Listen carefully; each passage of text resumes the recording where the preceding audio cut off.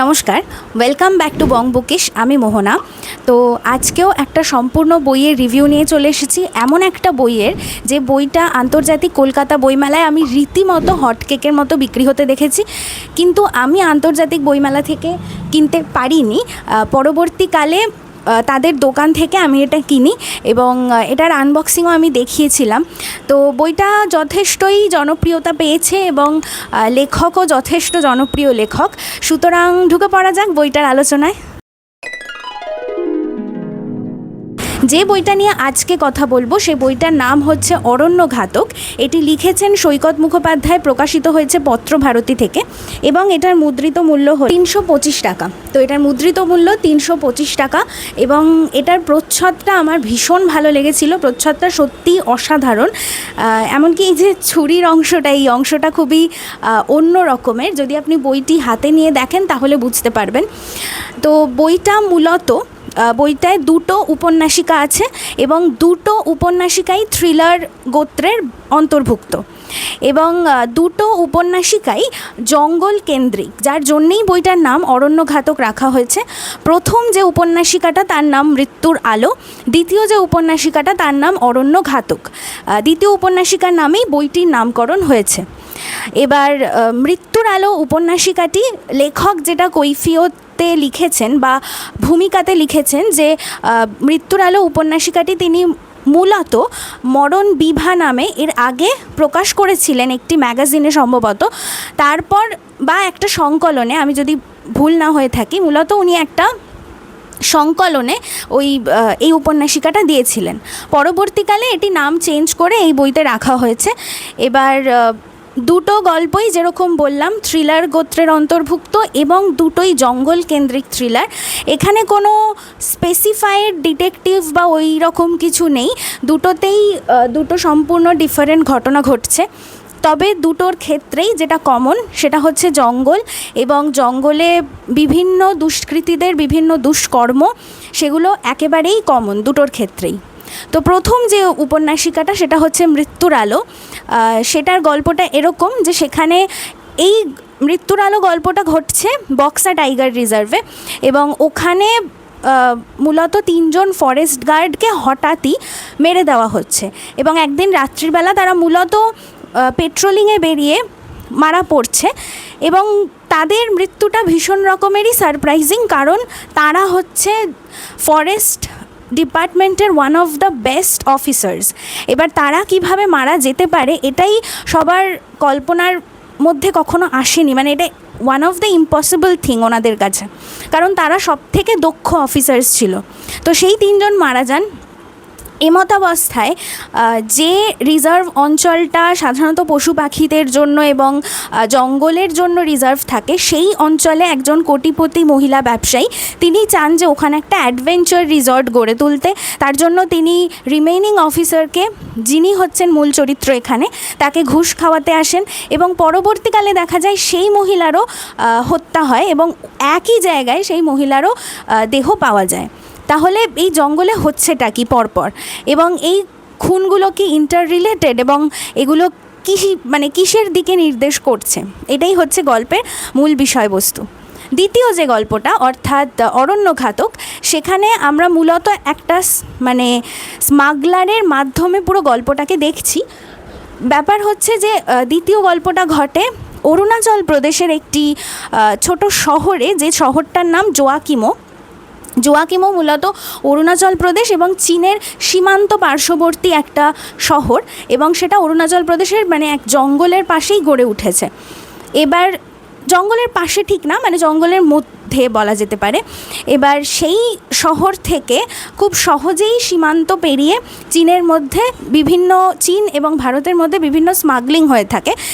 এবার সেই স্মাগলিংয়ের একজন যে প্রধান ডন বলা যেতে পারে, তার মাধ্যমে গল্পটা শুরু হচ্ছে। তার গ্যাংয়ে কারা কারা আছে, তারা কী কী কাজ করে থাকে ইত্যাদি দিয়ে গল্প শুরু হয়। পরবর্তীকালে আমরা দেখতে পাই যে এই জোয়াকিমো শহরে একজন মানুষ আছেন যিনি চাইছেন এই জঙ্গলটাকে বাঁচিয়ে রাখতে, এই সীমান্তর মধ্যবর্তী স্মাগলিংকে কমাতে। কারণ স্মাগলিং তো শুধু বস্তুর হয় না, জঙ্গলের বিভিন্ন পশু পাখিরও স্মাগলিং হচ্ছে। তো তার ফলে তো জঙ্গল হারিয়ে যাচ্ছে, তো ফলে তিনি সেগুলো বন্ধ করতে চাইছেন।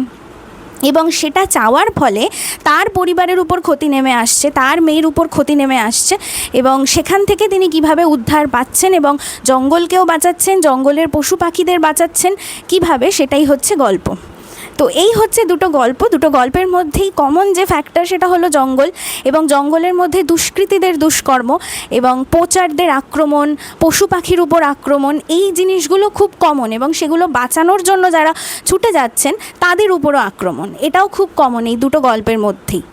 এবার স্বাভাবিকভাবেই দুটো গল্পই পজিটিভ এন্ডিংয়ে এন্ড হয়, স্বাভাবিকভাবেই, কারণ নেগেটিভ এন্ডিংয়ে তো হবে না।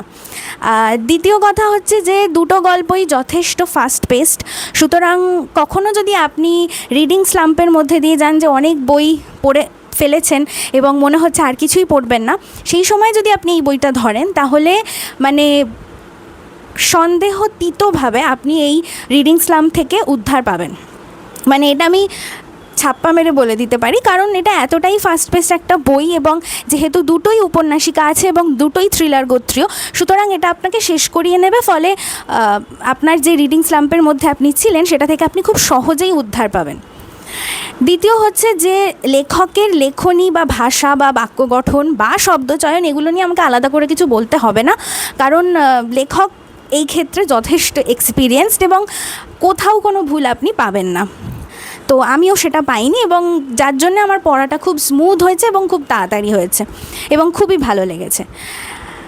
তৃতীয় হচ্ছে যে যেহেতু খুবই ছোট উপন্যাসিকাগুলো, খুব বিশাল বড় নয়, তার ফলেও আপনি তাড়াতাড়ি পড়ে ফেলতে পারবেন, এবং ওই যে বললাম থ্রিলার সেহেতু আরোই আপনাকে শেষ করিয়ে নেবে। সব থেকে যেটা ভালো লেগেছে যে এই জঙ্গলগুলোর যে বর্ণনাগুলো দেওয়া হয়েছে, যে কোথায় গেলে কোথায় যাওয়া যাবে, বা যেখানে ঘুরে বেড়াচ্ছে ফরেস্ট গার্ডরা সেই জায়গাটার বর্ণনা, সেখানকার ঐতিহাসিক বর্ণনা, সেখানে কিভাবে মানুষজন বাস করে সেটার বর্ণনা, এই বর্ণনাগুলো আমার মনে হয়নি যে এরকম মানে কল্পনা করে বানিয়ে দেওয়া হয়েছে।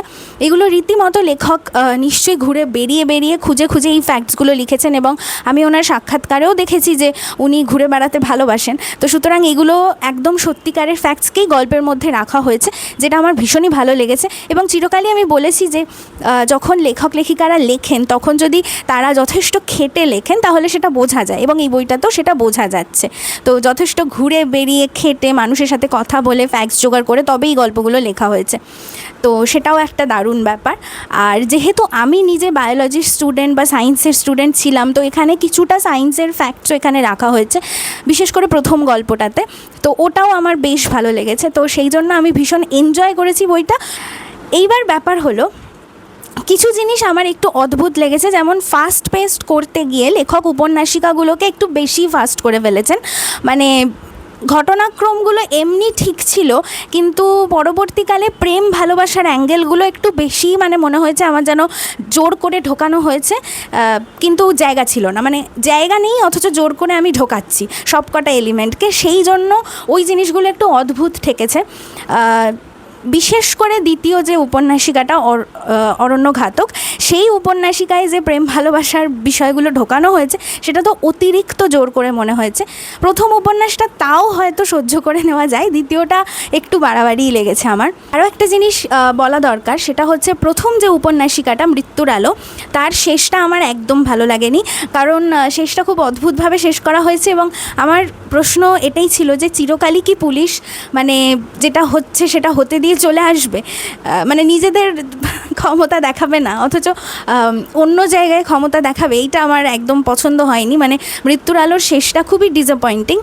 আর দ্বিতীয় যে উপন্যাসিকাটা অর্থাৎ অরণ্য ঘাতক, সেখানের শেষটা মোটামুটি ফিল্মি কায়দায় হলেও মোটামুটি ঠিকঠাকই লেগেছে আমার, খুব একটা খারাপ ওটাতে লাগেনি। আর দ্বিতীয় উপন্যাসিকাটার শেষটা ঠিকঠাক মনে হলেও দ্বিতীয় উপন্যাসিকায় আরেকটা জিনিস আমার মনে হলো যে উল্লেখ করা প্রয়োজন, সেটা হচ্ছে যে যখন চিঠিটা আসে, যখন মেয়েটির কাছে চিঠিটা আসে পোস্ট অফিস থেকে সে জোগাড় করে, এবং সেই চিঠিতে যেভাবে লেখা থাকে পুরো বিষয়টা, আমি এখানে ডিসক্লোজ করছি না কী লেখা থাকে, তবে যেটা লেখা থাকে সেটা সম্পূর্ণ থার্ড পার্সনে লিখছেন লেখক, যে যে লোকটি চিঠি লিখেছে তাকে যে চিঠি পাঠানো হয়েছিল সেই চিঠির কি বিবরণ ছিল সেইটা সমস্তটা তিনি চিঠিতে লিখছেন, লিখে তারপর তার উত্তরটা দিচ্ছেন। এইটা খুব অদ্ভুত। মানে আমাকে যদি কেউ চিঠি পাঠিয়ে থাকে, আমি সেই চিঠির উত্তরটাই দেবো আমার চিঠির মাধ্যমে। আমি কখনোই এটা লিখবো না যে সেই চিঠিতে যেটা লেখা হয়েছিল সেটাও লিখবো প্লাস আবার আমার উত্তরটাও দেবো। এরকম তো কখনো কেউ করে থাকে বলে আমার মনে হয় না। তো এই জায়গাটা ভীষণই মানে রাশড, যেহেতু মানে ছোটোর মধ্যে শেষ করতে হবে, তাই লেখক হয়তো চিঠির মাধ্যমেই সবটা বলে দিয়ে গেছেন, যেটা সাধারণত রিয়ালিস্টিক্যালি কখনো হয় না। তো ওই জন্যই বললাম যে এই বইটা আপনি ওই রকম সময় পড়ে ফেলতে পারবেন যে সময় রিডিং স্লাম্পের মধ্যে দিয়ে যাচ্ছেন, অতটা লজিক্যালি হয়তো ভাববেন না, অতটা গভীরে গিয়ে হয়তো ভাববেন না, সেই সময় হয়তো পড়ে ফেলতে পারবেন বইটা। আদারওয়াইজ আমার অতিরিক্ত রাশড মনে হয়েছে। চরিত্রগুলোকে আরও ডেভেলপ করা যেত, খুব ভালোভাবেই করা যেত। এবং যেহেতু লেখকের লেখা আমি আগেও পড়েছি, লেখকের যে সেই দক্ষতাটা আছে এবং ভরপুর পরিমাণে আছে সেটা আমি জানি, সেই জন্যেই হয়তো এগুলো একটু বেশি খারাপ লেগেছে। তো এই হচ্ছে মোটামুটি আমার রিভিউ। আমি এটাই বলবো যে এই বইটা আপনি ওই রকম সময়ই পড়বেন। আদারওয়াইজ যদি আপনি এরকম সময় বইটা তোলেন যখন আপনি যথেষ্ট গভীরভাবে ভাববেন এবং লজিক্যালি দেখতে যাবেন, তাহলে হয়তো মনে হবে এটা অতটা ভালো নয়। এটাই হচ্ছে বক্তব্য। এটাই আমার পুরো এই অরণ্য ঘাতকের রিভিউ। আশা করি ভালো লেগেছে আপনাদের ভিডিওটা। আর যদি আপনারা এই বইটা পড়ে থাকেন, যেহেতু এই বইটা অলরেডি অনেকে কিনেছেন, এই বইটা যথেষ্ট জনপ্রিয় হয়েছে, মানে বইটা প্রচুর পরিমাণে বিক্রি হয়েছে, তো আমি আশা করছি যে আমার পেজে যারা ভিডিওটা দেখছেন তারাও অনেকেই হয়তো বইটা অলরেডি পড়ে ফেলেছেন। তো আমি মানে জানতে চাই আপনাদের কেমন লেগেছে, সেটা অবশ্যই কমেন্টে জানাবেন। আর অবশ্যই ভিডিও ভালো লাগলে সাবস্ক্রাইব, লাইক, শেয়ার করে দেবেন, ওটা আমাকে সাহস দেবে আরও ভিডিও আনার জন্য। তো এই মোটামুটি আমার রিভিউ, এটুকুই রইল অরণ্য ঘাতকের রিভিউ। ধন্যবাদ, নমস্কার।